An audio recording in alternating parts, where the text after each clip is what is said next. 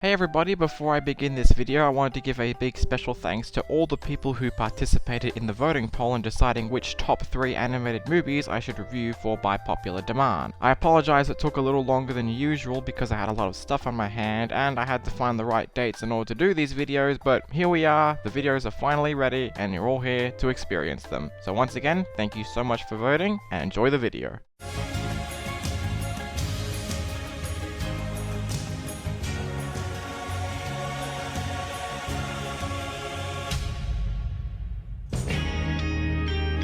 Taking the top spot on the voting poll, it's the SpongeBob SquarePants movie. If you're a Yoshi Player veteran, you probably don't know that my history on SpongeBob has been hit and miss. SpongeBob was one of the first cartoons I ever saw as a kid, with the first two being Pingu and Tom and Jerry. But SpongeBob was a cartoon I used to watch a fair amount of the time, yet could only watch them on DVD since our cables didn't have Nickelodeon. I played the PS2 games and loved them, rewatched the episodes countless times, but stopped after season 4. I don't like the show anymore, so where does that leave this movie? Well, I can safely say that, even after 10 years, this movie still holds up incredibly well. If you haven't seen the show, which is unlikely at this point, it stars an anthropomorphic sea sponge named SpongeBob who lives in a pineapple under the sea. He has his best friend Patrick, his grouchy neighbor Squidward, and his favorite job at the Krusty Krab making Krabby Patties, which he's particularly excited about because the owner, Mr. Krabs, is opening up a new Krusty Krab right next to the original. I love when movies do something like that.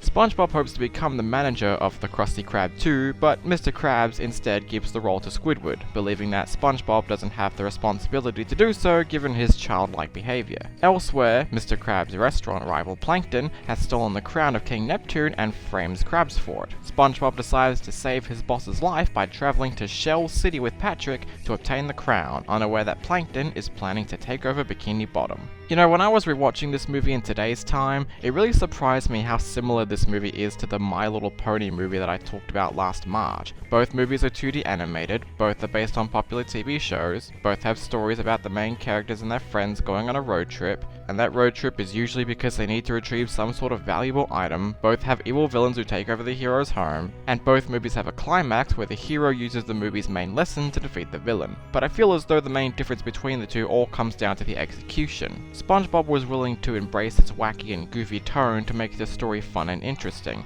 Meanwhile, the My Little Pony movie just felt so safe and standard. Need I bring up how tedious the music got?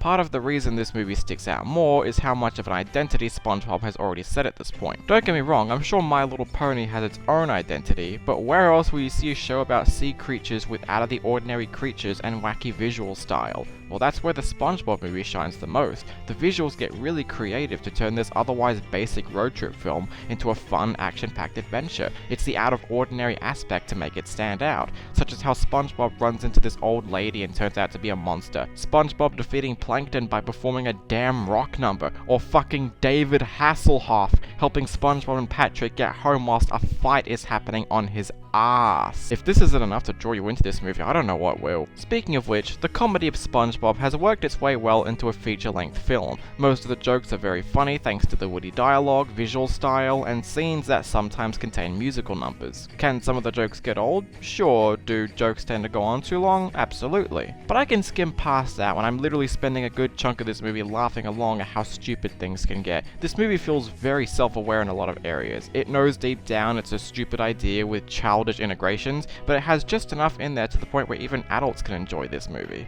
The animation style is integrated wonderfully into the cinema world. Everyone has their own unique design and no one feels so dead or generic. Unlike, say, seasons 4 to 8 of SpongeBob, it's clear that the animators had a blast working on this movie, and the effort really shows in the lives given to these iconic characters. Now, how you judge them is more so how you felt about them if you've ever seen the show. For example, if you can't tolerate SpongeBob's overly happy attitude or Squidward's grouchy selfish tone, then I doubt the movie's going to do you any better with the cast. Me personally, one thing I absolutely want a movie to do is to get me to love all the characters, which is what the SpongeBob movie manages to achieve. Hell, my only complaint with the characters is that some of the side characters like Sandy, Mrs. Puff, or Larry barely appear in this movie. Hell, we don't even get Mermaid Man and Barnacle Boy, or Patchy the Pirate during the live action scenes. I mean, they have pirates in the first place, why isn't he even there? But probably my biggest flaw with this movie is Plankton. Not in terms of the character himself. I love how despite how tiny he is, he can still pose as a legitimate threat, and he certainly has plenty of goofy funny moments as well. No, my main issue with Plankton is his plan in general. We know that Plankton has always wanted to obtain the Krabby Patty formula and overthrow Mr. Krabs in the business scene, but when in the show was it ever implied that he wanted to take over the world? I know he can be really evil and whatnot, but this sudden world domination plan felt like it just came out of nowhere because we needed to make Plankton a scarier threat. As a result, it kind of turns him into a rather cliched villain with an obvious motivation behind it all. Despite that though, I still think the SpongeBob movie is very solid. And just to clear things up right now, this is far better than the second SpongeBob movie I talked about a few years ago. Even if I'm not a fan of the show anymore, the movie is still something I like to go back on if I'm in the mood for it. It's wacky, it's funny, it's iconic, it's weird, it's stupid.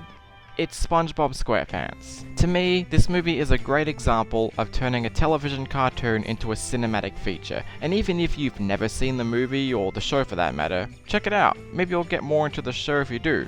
Seasons 1 to 3 of course, ignore everything else. I guess all I can say to end this review is, thank you Mr. Hillenburg for the endless memories you left us and the impact your show left on the cartoon community in general.